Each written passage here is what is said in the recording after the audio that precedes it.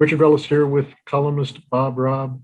President Biden has announced that the troops will be leaving Afghanistan. There is a lot of discussion and criticism on this decision.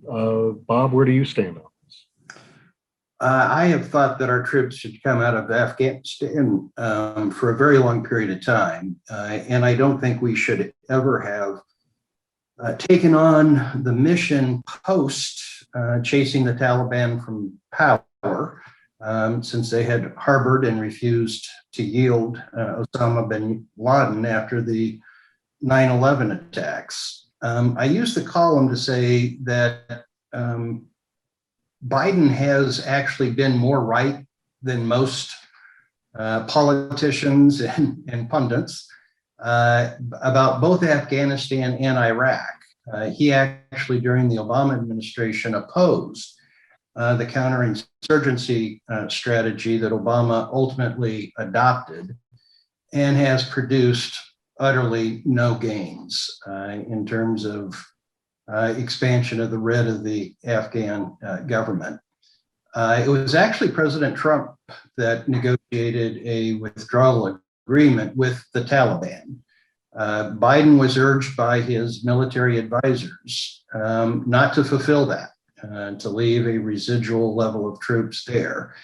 He overrode them as he argued against them during the Obama administration. I think he was right then, and I think he's right now. Yeah, and I guess it's the nation's longest war. What can we look back on and see what benefit, if any, we've gotten from being there this long? Well, I think there are clear lessons for the United States from both our engagements in Afghanistan and Iraq. In both cases, our military achieved with stunning lethal efficiency the initial military objective to chase the Taliban from power in Afghanistan, to depose Saddam Hussein in Iraq. But we proved ourselves to be very lousy in the aftermath of such an engagement in establishing orderly government and market economies.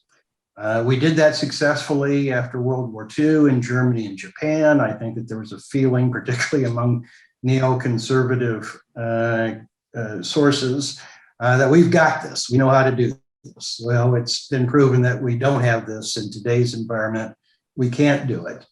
And Biden, to his credit, has been more circumspect about what the US can do in other parts of the world and what the appropriate use of our military power should be. And I think this decision illustrates that.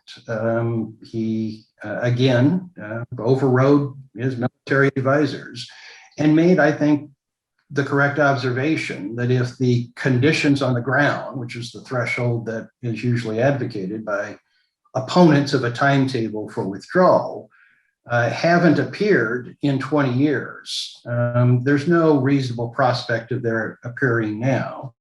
And it's time to get out.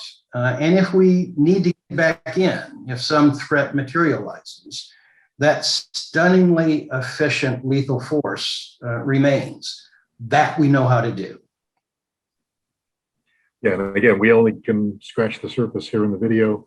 The column goes through a detailed history of this conflict, well put together, Bob.